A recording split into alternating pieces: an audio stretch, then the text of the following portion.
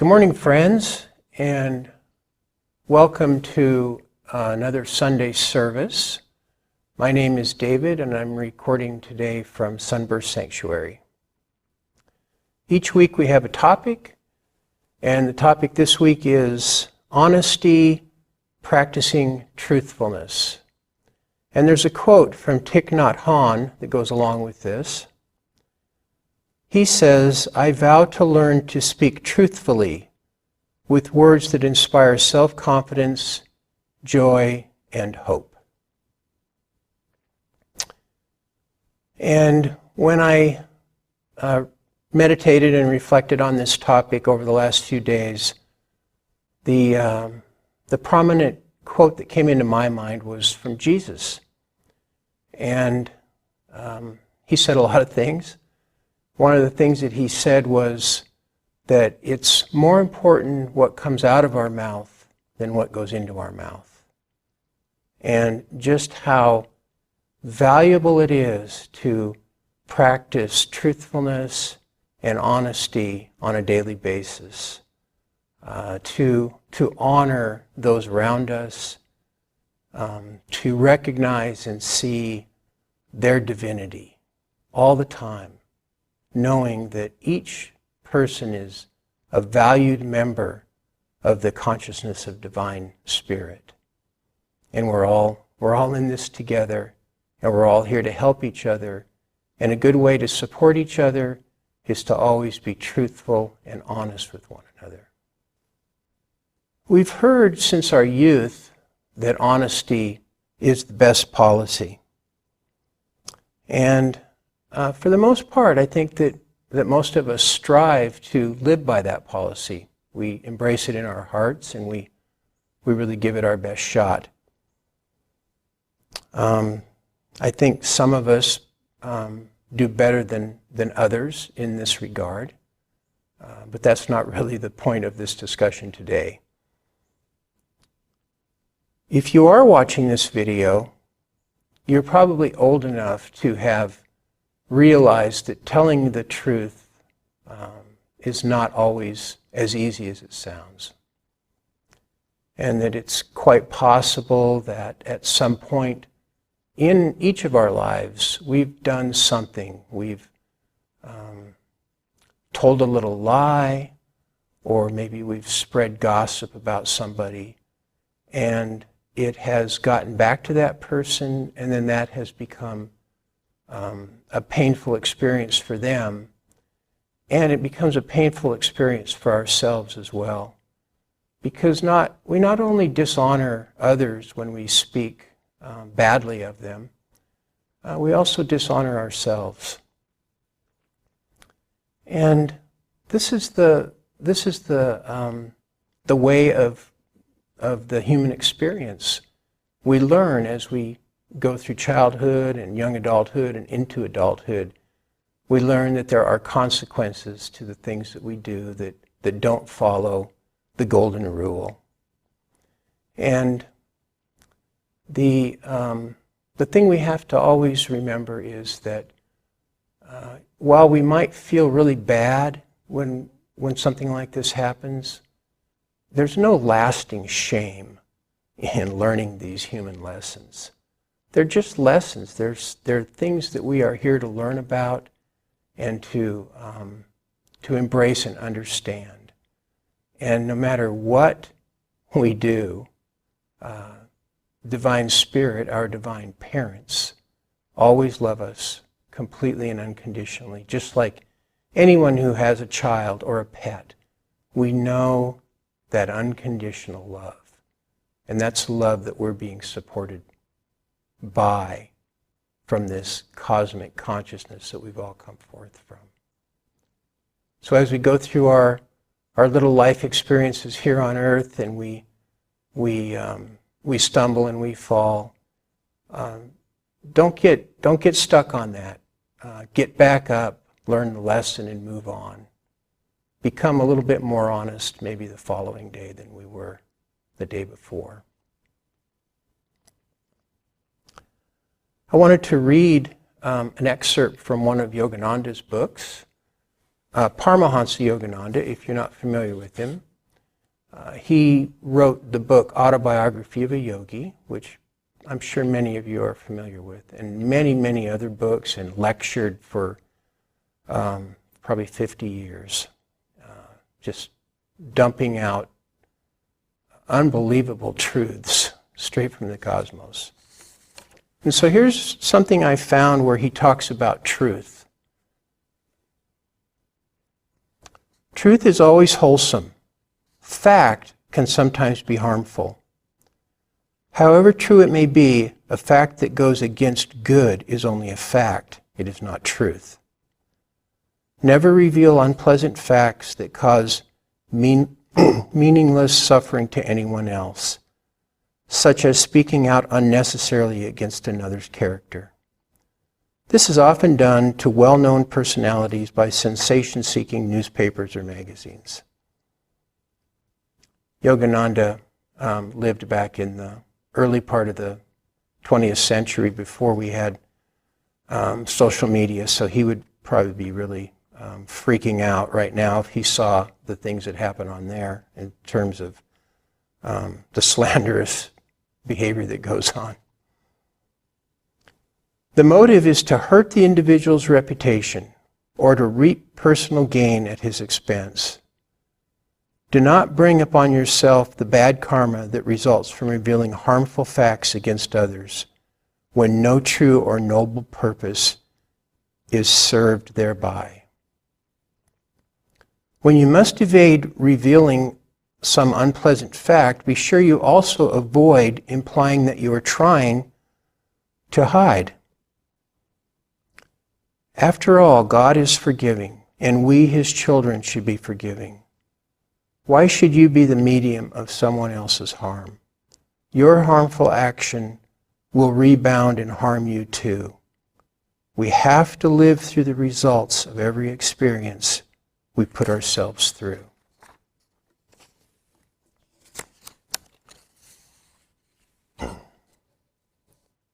So Yogananda could orate for hours on the cosmic structure of creation, but he also was really grounded into the reality of this dimension and of the importance of being good human beings, of bringing that divine consciousness into this world through the expression of being human.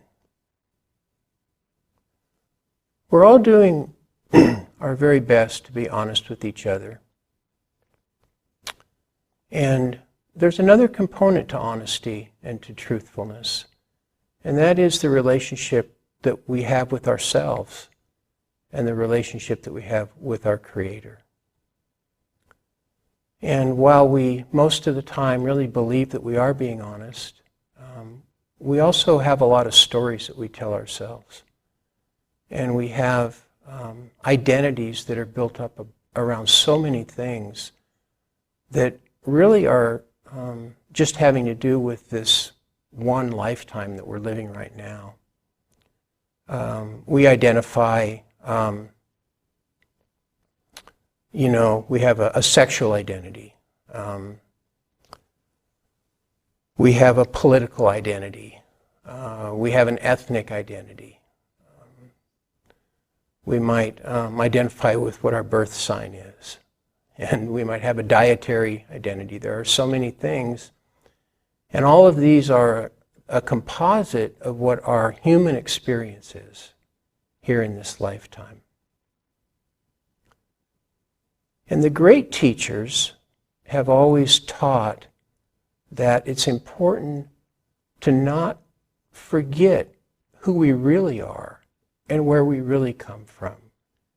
And that we're not just these bodies and these ideas and these experiences that we're having in this lifetime. It's good that we can find a way to express divine consciousness through our minds and through our bodies and through our lives. But when we start to believe that we are just those things, then we've cut ourselves off from the source. And the source has never cut itself off from us, but we remove ourselves and we start to believe that we really are alone and that we're not connected to this divine consciousness.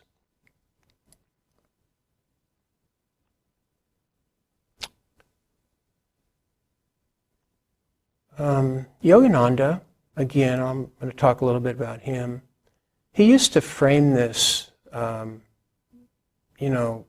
regularly, actually. He would talk about how he really saw our lives here on earth as if he were sitting in a movie theater, and the projected images coming out of the projector onto the screen were like the lives that we are living here in this world.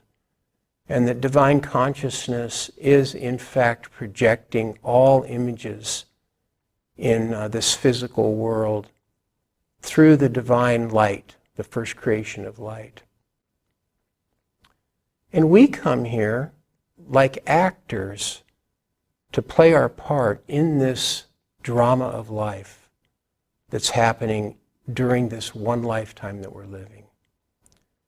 And we put on the costume of the body that we're wearing, and we take on the part of trying to become whatever it is we feel we are being directed to become by the director of this great drama. And we can stay in touch with the direction or with the divine will that is trying to support us and help us be the best divine actor that we can be by doing certain things to maintain our contact with that consciousness.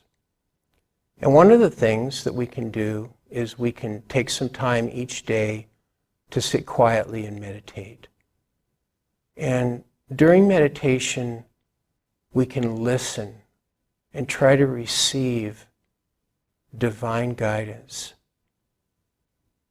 Divine Spirit, what do you want me to do today? And will you join me and be part of my life and help direct me in this play of life, and also enjoy the beauty of this play that you have and this drama that you have created. Enjoy it through me. Let us join together with our divine Creator and experience the expanded consciousness that awaits us all.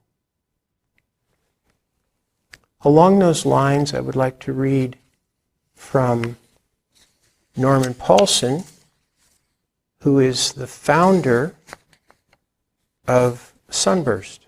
And on honesty, he writes, "To be honest with yourself is a place to start practicing the virtue of honesty. We cannot hide the acts we are committing or the thoughts we are thinking from the ever-watchful presence of the pure self within us. To attempt to do so is disastrous, for consciousness becomes divided against itself. Negativity enters our lives, our timing is off. We arrive either too early or too late to fulfill our desires, our dreams. Once you begin each day with the practice of meditation and desire to live in a virtuous life, you tune in with your own pure self, the reflection of God within you. You now find your consciousness arriving at the right time for good things to happen. Fulfilling dreams of a positive nature, not too early nor too late. You are on God's time." Let us spend some time together now in quiet meditation. And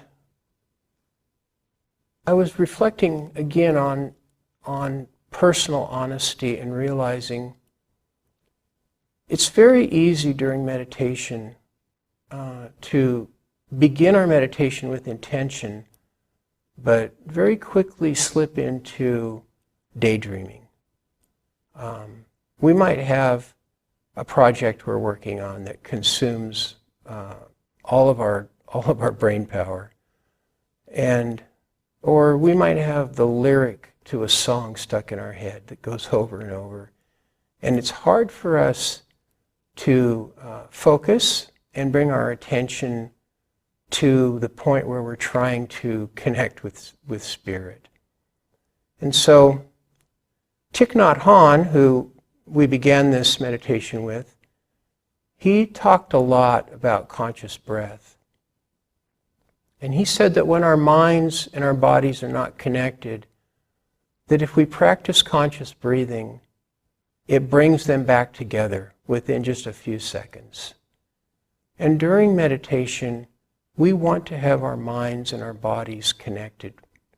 We want to be really working as a unit towards a concentrated effort in receiving and experiencing directly Divine Spirit. So what he recommends is that as we're breathing in with each inhalation, that we follow that breath with our mind.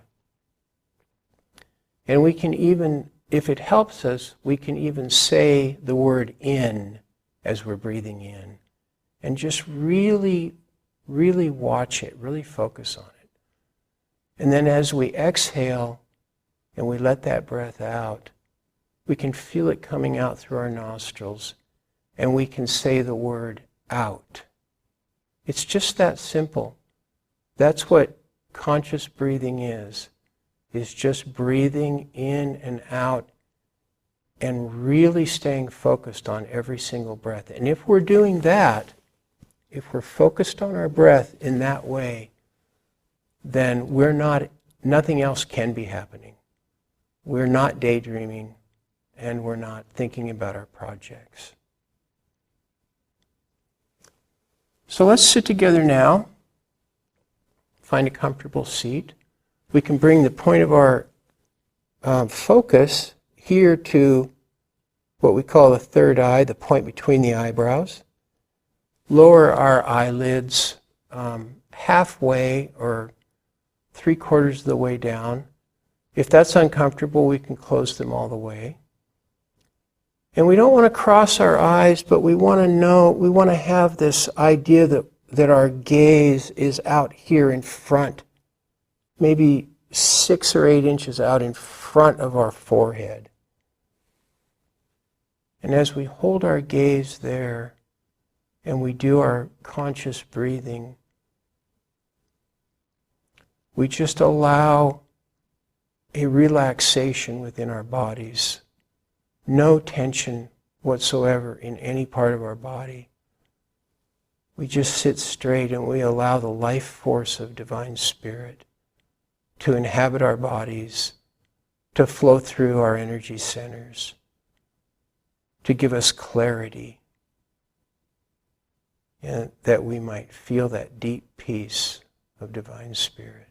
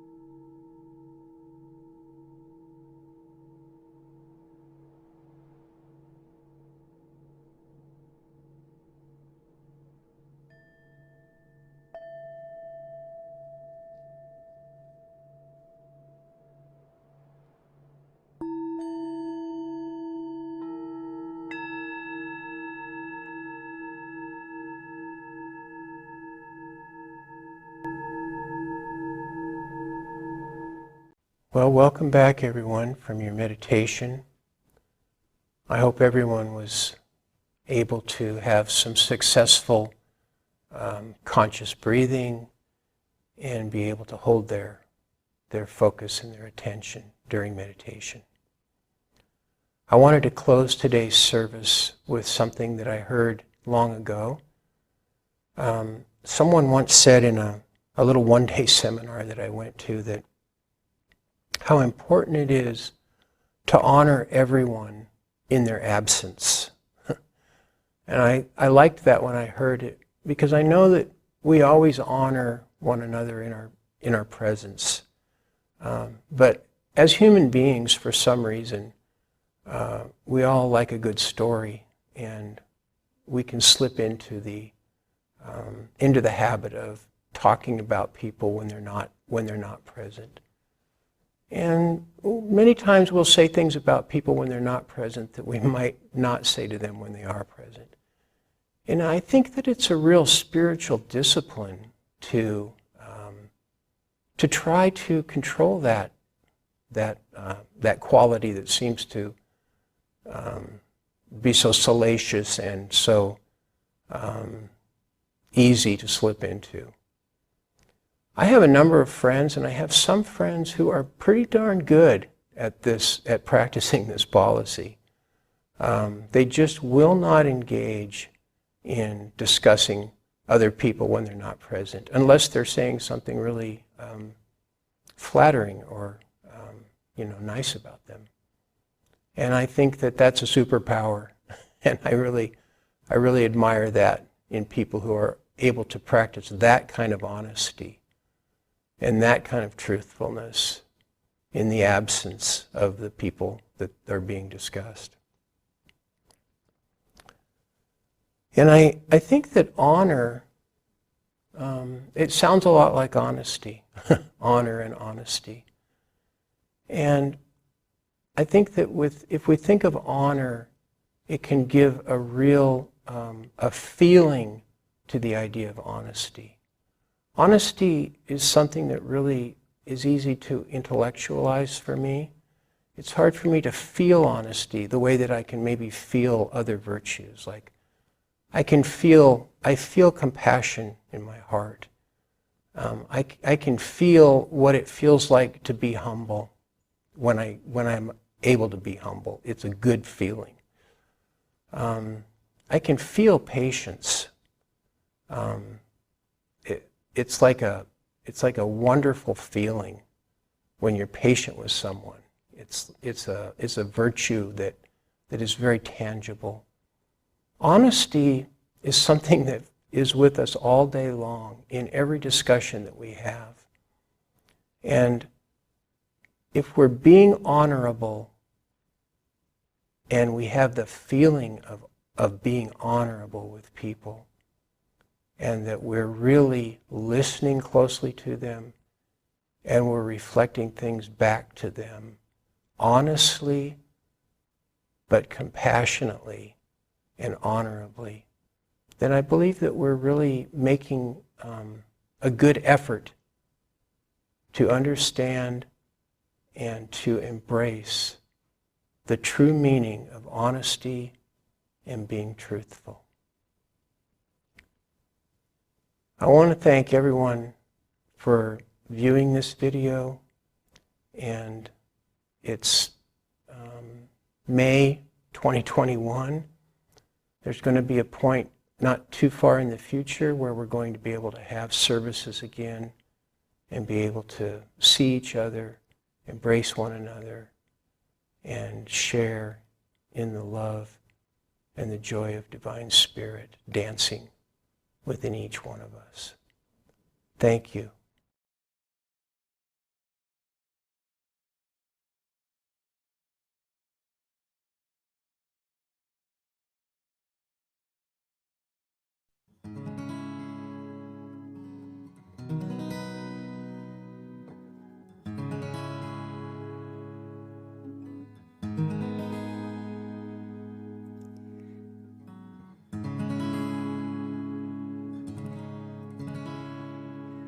Through the columns of infinity, saw him walking, long white robe and humble gaze. His hair was flowing, the Son of Sons walks on the earth, a light unto all men. The love of God made manifest before the birth of Adam. Oh, my Lord, thy love is all around. Oh, my Lord, thy beauty doth abound. Everywhere I look, mine eyes do see. Everywhere I look, 'tis only thee. 'Tis only thee. 'Tis only thee, bright sun. 'Tis only thee.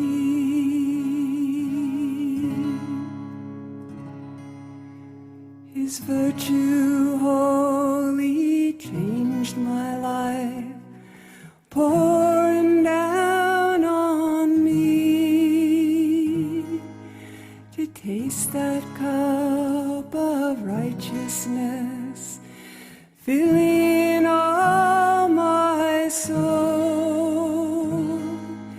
He filled me with his holy breath, river to the sea.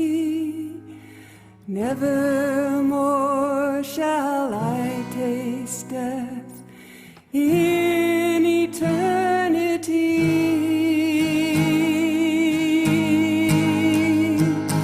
Oh, my Lord, thy love is all around. Oh, my Lord, thy beauty doth abound. Everywhere I look, mine eyes do see.